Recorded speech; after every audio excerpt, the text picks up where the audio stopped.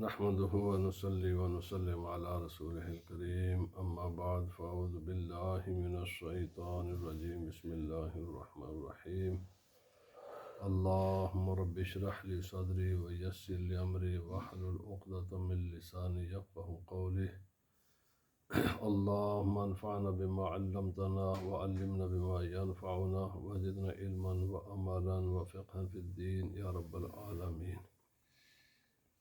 اللهم افتح علينا حكمتك وانشرنا علينا رحمتك يا ذا الجلال والإكرام الصلاة والسلام عليك يا سيدي يا رسول الله وعلى آلك وأصحابك يا سيدي يا حبيب الله.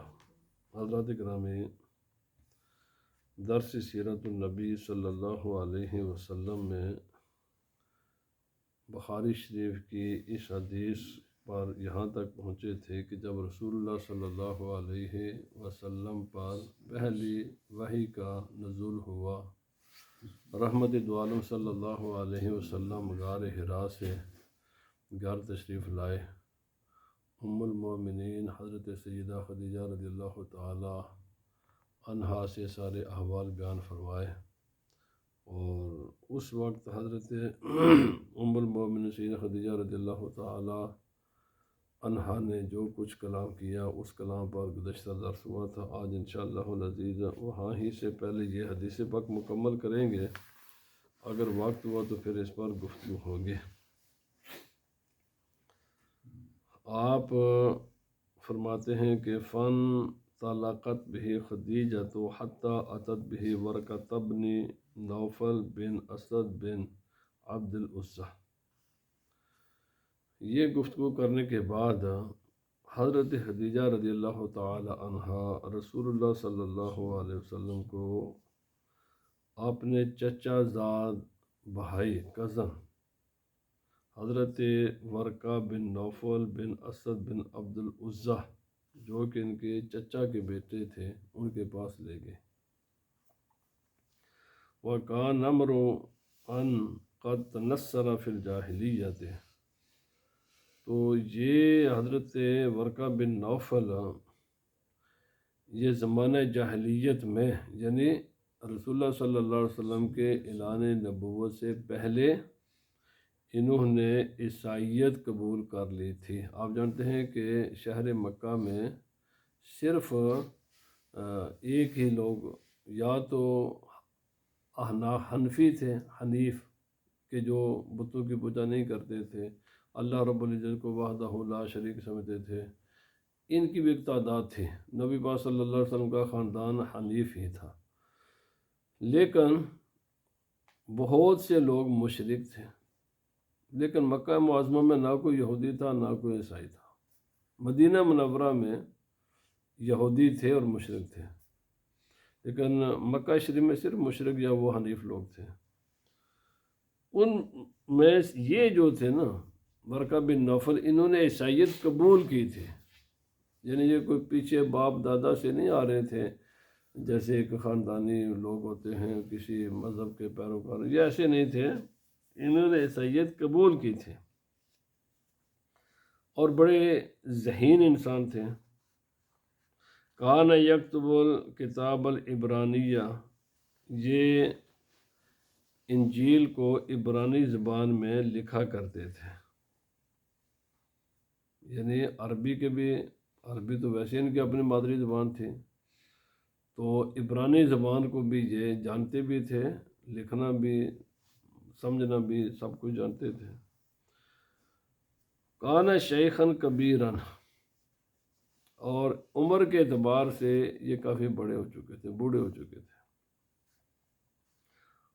فرمایا قد عامیہ، اور یہ عمر کی بنا پر اندھے بھی ہو چکے تھے. یعنی بینائی ان کے کام نہیں کر رہی تھی، بینائی ختم ہو گئی تھی. فقالت لہو خدیجہ، تو حضرت ام المومنین حضرت خدیجہ رضی اللہ تعالی عنہا نے ان سے کہا یا ابن عم، او میرے چچا کے بیٹے، اسمع من ابن اخی کا، اپنے بھائی کے بیٹے کی بات سنو.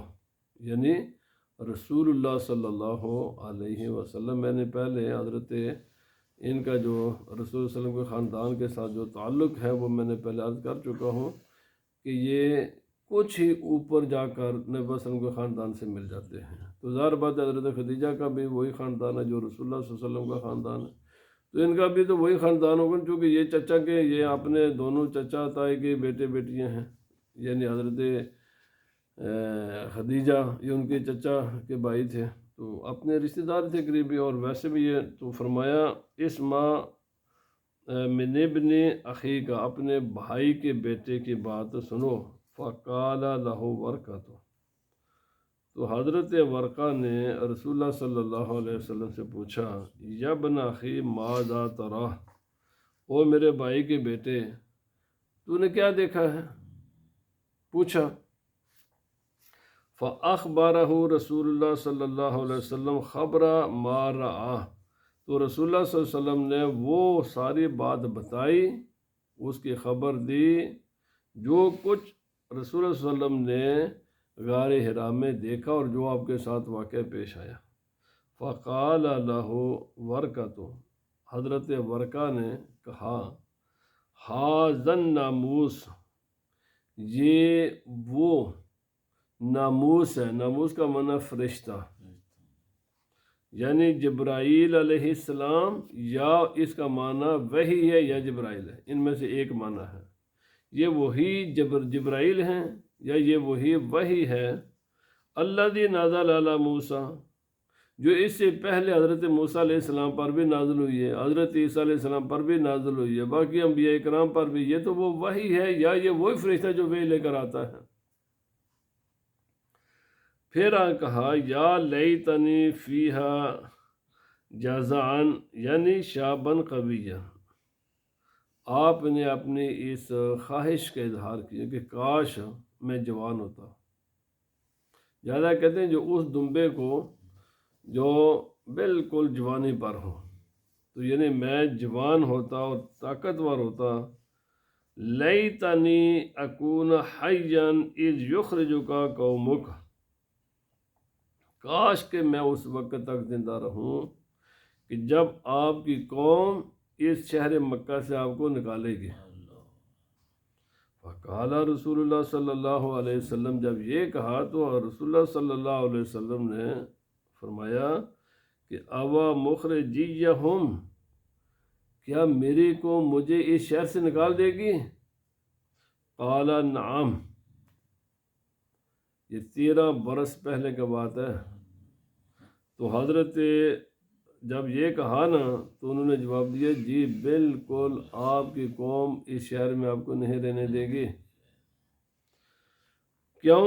لم یاتی رجل قط بمثل ما جئت به الا عودی، کبھی بھی ایسا نہیں ہوتا، نہ تاریخ میں پیچھے جو تاریخ، کیونکہ صاحب کتاب جانتے تھے، فرمایا کوئی بھی ایسا آدمی نہیں ہے جس کے پاس اس قسم کا پیغام آتا ہے، وہی آتی ہے، اور اس کی قوم اس کی دشمن نہ بنی ہو۔ ہمیشہ ہمیشہ سے ہے، ہمیشہ رہے گا۔ آج بھی دیکھ لیں، آج بھی دیکھ لیں کہ وہ طبقہ جو بیچارہ مسجدوں سے باہر جاتا نہیں، سب سے زیادہ دشمن ان کے ہیں۔ جس بھی مجلس میں بیٹھ کر دیکھ لو، یقین کر میں نے ایک بھی مجلس ایسی نہیں آج تک دیکھی کہ جہاں بیٹھے پوری دنیا کے ہر مسئلے کا ذمہ دار ان کو نہ ٹھہرایا جائے۔ وہ ایک تو وہ نا جو منکر ہیں، وہ مانتے نہیں، وہ تو ویسے پوری دنیا کی طاقتیں نہیں کے پیچھے پڑی ہوئی ہیں۔ پچھلے دہشت گردی کے نام پر جنگ کیا ہے، کیا تھی؟ آج بھی پوری دنیا کی ساری صلاحیتیں، طاقتیں اور یہ جو قوانین یہ کس کے خلاف ہیں؟ او بھائی اسی طبقے کے خلاف۔ یہ ساری آپ نے فرمایا جو بھی یہ پیغام لے کر آتا ہے نا، اس کو اسی قسم کا سامنا کرنا پڑتا ہے۔ الحمدللہ علماء ان چیزوں سے گھبراتے نہیں ہیں، کیونکہ آلریڈی پتہ ہے کہ ایسے تو ہوگا نا جی۔ تو بہرحال انہوں نے کہا کہ ایسا تو ہوگا، کیوں کہ یہ ایک تاریخی تسلسل ہے اور یہ انڈرسٹینڈیبل بات بھی ہے۔ کیوں؟ خواہشات، اصل مسئلہ ہے خواہشات کا، انسان پر غلبہ ہوتا ہے خواہشات کا۔ انسان چاہتا ہے میری یہ بھی خواہش پوری، میں یہ بھی کروں، میں یہ بھی کروں، یہ بھی کروں، اور دین انسان کو خواہشات کی پیروی سے روکتا ہے۔ ظاہر بات ہے جب روکے گا تو آدمی کو تو تکلیف تو بڑی ہوگی نا پھر۔ میں تو یہ کم کرنا چاہتا سا تو مولوی کہنے نہ کم کرے میں اللہ اکبر اللہ اکبر۔ وَإِن يُدْرِكْنِي يَوْمُكَ أَنْصُرُكَ نَصْرًا مُؤَزَّرًا، آپ نے کہا کہ اگر میں وہ دن پا لوں جس دن آپ کی قوم آپ کو اس شہر سے نکالنے کے لیے پوری قوت، پوری ایڑی چوٹی کا زور لگائے گی، تو پھر میں میرا جو قوت طاقت ہے، میں اپنا وزن کس پلڑے میں ڈالتا؟ فرمایا میں جس کو کہتے ہیں نا کمر کس کے، میں کمر کس کر میں آپ کی مدد کرتا، لیکن میں اس وقت تک زندہ نہیں رہوں گا، میں نے اسے پہلے دنیا سے چلے جانا، لیکن اگر میں زندہ رہتا یا اگر میں زندہ رہوں تو میں آپ کے ساتھ ہوں گا اور ڈٹ کر آپ کی مدد کروں گا۔ ثم لم یلبس ورقۃ ان توفی وفطر الوحی، یہ حدیث یہاں پر مکمل ہوتی ہے، ابھی آگے چلتی ہے حدیث۔ تو پھر حضرت ورقہ یہ زیادہ دیر دنیا میں باقی نہ رہے حتیٰ کہ ان کا وصال ہو گیا، وفات ہو گئی، اور وحی کا جو سلسلہ ہے وہ بند ہو گیا، درمیان میں کچھ عرصے کے لیے موقوف ہو گیا۔ واختلف فی الزمن الذی فطر فیہ الوحی فقیل، وحی کتنا عرصہ اس کا انقطاع رہا ہے درمیان میں، پہلی وحی کے درمیان اور دوسری وحی کے درمیان کتنا عرصہ درمیان میں جو وحی کا سلسلہ ہے یہ موقوف ہو گیا۔ فرمایا فقیلہ ثلاث سنوات، بعض کہتے ہیں 3 سال تک رہا تھا، وقیلہ اقل من ذالک، بعض کہتے ہیں نہیں 3 سال سے کم تھا، لیکن 3 قول ہیں، ان تینوں میں سے جو اقوی قول ہے جس کو ترجیح ہے، فرمایا وہ ہے کہ جس کو بیہقی نے روایت کیا ہے کہ ان المدت کانت 6 اشہر، یہ 6 مہینے کا وقفہ تھا، 2 وحی، یعنی پہلے سب سے ثم روى البخاری عن جابر عن عبد الله قال وهو يحدث عن فترة الوحي فقال في حديث بينما انا امشي اذ سمعت صوتا من السماء فرفعت بصري۔ امام بخاری فرماتے حضرت عبداللہ بن جابر سے روایت کرتے ہیں کہ رسول اللہ صلی اللہ علیہ وسلم کی جو فترت وحی کے بارے میں آپ نے بات کرتے ہوئے یہ فرمایا کہ رسول اللہ صلی اللہ علیہ وسلم فرمایا کہ میں جا رہا تھا، وہ کر رہا تھا کہ میں نے آسمان سے ایک آواز سنی، فرفعت بصری، تو میں نے اوپر جب آسمان کی طرف سر اٹھایا، فَإِذَا الْمَلَكُ الَّذِي جَاءَنِي بِحِرَاءَ جَالِسٌ عَلَى كُرْسِيٍّ بَيْنَ السَّمَاءِ وَالْأَرْضِ فَرُعِبْتُ مِنْهُ۔ فرمایا کہ وہ فرشتہ جو میرے پاس غار حرا میں آیا تھا، میں نے دیکھا جب سر اوپر اٹھایا تو وہ ایک کرسی پر بیٹھا ہوا ہے اور کرسی زمین و آسمان کے درمیان ہے، تو مجھے اس سے مجھ پر رعب طاری ہو گیا، فرجعت فقلت، پھر میں واپس اپنے گھر آ گیا، یہ جب معاملہ دیکھا تو میں نے کہا زملونی زملونی، مجھے کمبل پہناؤ کمبل پہناؤ، فانزل اللہ عز وجل، تو پھر اللہ رب العزت نے یہ وحی نازل فرمائی. یہ دوسری وحی، پہلی ہے اقرا بسم ربک الذی خلق، یہ 5 آیتیں پہلے نازل ہوئی ہیں. اور اس کے بعد 6 مہینے کے بعد پھر یہ رسول اللہ صلی اللہ علیہ وسلم پر نازل ہوا، یا ایھا المدثر قم فانذر. فرمایا اللہ رب العزت نے فرمایا او چادر اوڑھنے والے کھڑے ہو جاؤ، اٹھو. فانذر، لوگوں کو ڈراؤ. وربک فکبر، اپنے رب کی تکبیر بیان کرو. اور فرمایا وثیابک فطہر، اپنے کپڑوں کو پاک کرو. فرمایا والرجز فہجر، ناپاکی کو اپنے آپ سے دور کر دو. فحمی الوحی و تواتر، اس کے بعد پھر رسول اللہ صلی اللہ علیہ وسلم کے وصال ظاہری تک وحی کا سلسلہ متواتر جاری رہا. تو یہ تھی چونکہ پورے اسلام کی بنیاد حضرت آدم علیہ السلام سے لے کر رسول اللہ صلی اللہ علیہ وسلم تک ہر مذہب کی بنیاد وحی ہے. اس وحی پر ایمان لائے بغیر نہ کوئی مسلمان ہو سکتا ہے، نہ کوئی عیسائی ہو سکتا ہے، نہ کوئی یہودی ہو سکتا ہے. کیونکہ وحی ایک ایسی چیز ہے کہ جو ان تمام الہامی مذاہب میں مرکزی چیز ہے. تمام، اس لیے جتنے بھی دشمنان اسلام ہیں ان کی ساری قوت، ان کی ساری طاقت وہ اس پر صرف کرتے ہیں کہ اس کو ڈیمیج کر دے. اگر یہ ڈیمیج ہو گیا تو بعد کے تو سارے سلسلے آٹومیٹک ڈیمیج ہو جائیں گے، وہ تو خود بخود ہی ہر چیز ختم ہو جائے گی.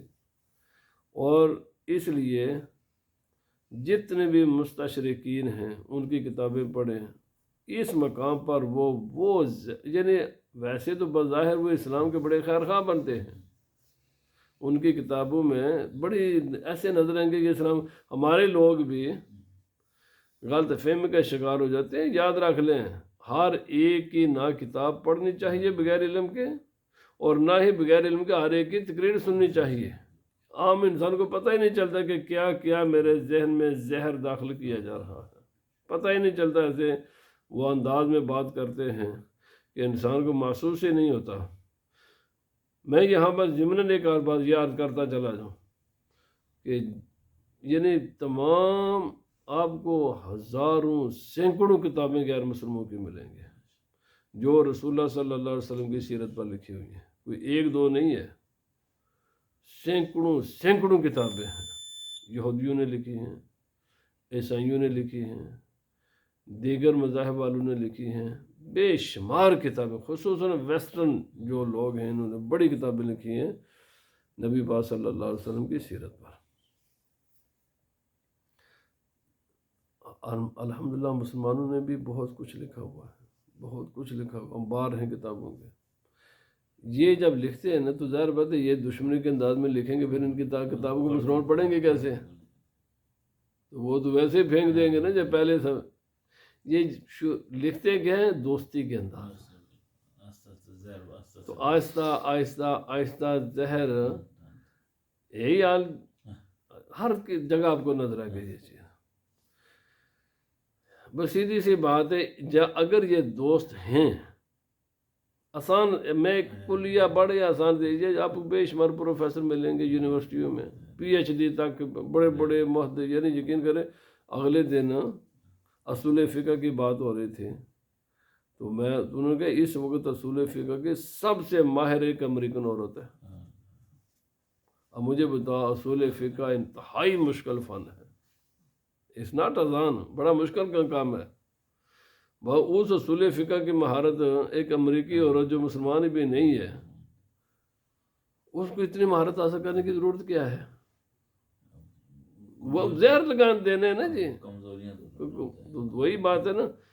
یہی حال یہ جو بے شمار یونیورسٹیوں میں اسلامیات پر پی ایچ ڈی کرائی جاتی ہے. اچھا ان کے پروفیسر یہودی ہیں، عیسائی ہیں.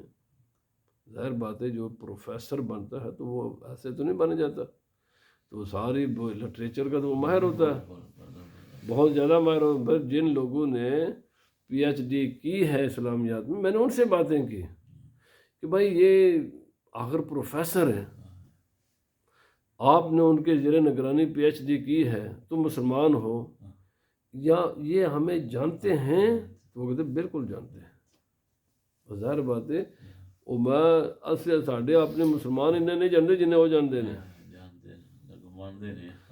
سوال یہ ہے، میں صرف یہ کہتا ہوں ان کی کتابیں پڑھنے والے یا ان کے تقریریں سننے والے ان لوگوں کی، مجھے صرف اتنا، میں عوام کے لیے بات کر رہا ہوں، اتنا سمجھ لو اگر وہ ان کے پاس علم کے بالکل خزانے ہیں سینے میں چھپے ہوئے، تو یہ علم انہیں فائدہ کیوں نہیں دے سکا؟ انہوں نے اسلام قبول کیوں نہیں کرتے؟ وہ تعریف بھی کرتے ہیں، بہت زیادہ تعریف کرتے ہیں، اس تعریف کے اندر ایک زہر چھپا کر دیتے ہیں، جیسے مٹھائیوں چاکلیٹ کے اندر زہر ڈال کر دیا جائے. ان کا یہی حال ہے. میں بھی آج صبح ایک مولوی کی تقریر سن رہا تھا،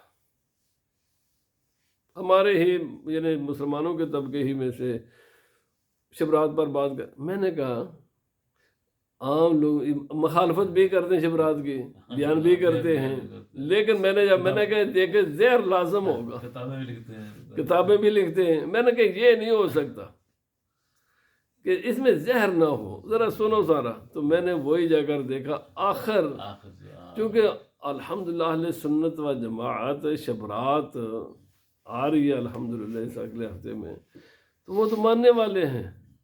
اچھا اگر براہ راست یہ کہہ دیں جی یہ کچھ بھی نہیں ہے تو پھر ان کی تذکرے سنیں کیوں؟ پہلے وہ کرتے جائیں گے، درمیان میں جا کر وہ زہر کی پوڑیاں کھولیں گے اور وہ آپ کے دماغ میں ڈالیں گے. تو اللہ خیر صلی اللہ. جاؤ میرے بھائی،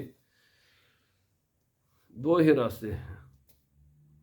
پہلا ویسے ایک ہی راستہ ہے کہ جس کو اللہ تعالیٰ بچا لے، اللہ رب العزت کی تائید کے بغیر، خدا تعالیٰ کی توفیق کے بغیر کسی انسان کا کوئی علم، کوئی کمال نہیں ہے، کچھ بھی نہیں ہے. حضور سیدنا غوث اعظم رضی اللہ تعالیٰ عنہ کے اتنے بڑے اللہ کے ولی، اتنے بڑے اللہ کے، آپ کے بارے میں آتا ہے کہ ایک دن دیکھا کہ آسمان پر نور ہی نور ہے، نور ہی نور ہے، چھا گیا نور. آپ نے فرمایا یہ نور کہنے لگا عبد القادر میں تیرا رب ہوں، تو نے اتنی عبادت کی ہے، اتنی عبادت کی ہے، اتنی عبادت کی ہے کہ تو نے کمال کر دیا ہے. میں تجھے اجازت دیتا ہوں کہ آج کے بعد اگر تو نہ بھی نہ کرے تو وہ تیری بات میں نے قبول کر لی ہے، تیری بخشش کے لیے کافی ہے. آپ نے فرمایا کہ ظالم، تو میرا رب نہیں ہے، تو شیطان ہے. یہ کب اس خدا کی ساری خدائی میں میری کیا حیثیت ہے؟ یہ تو رسول اللہ صلی اللہ علیہ وسلم کو بھی اللہ نے نہیں اتاری کوئی ایسی آیت یا کوئی کہ آپ نماز نہ پڑھیں، آپ میری عبادت چھوڑ دیں. میں کس بات کا مولی ہوں؟ تو رب نہیں ہے، جھوٹے بھاگ جائے ادھر.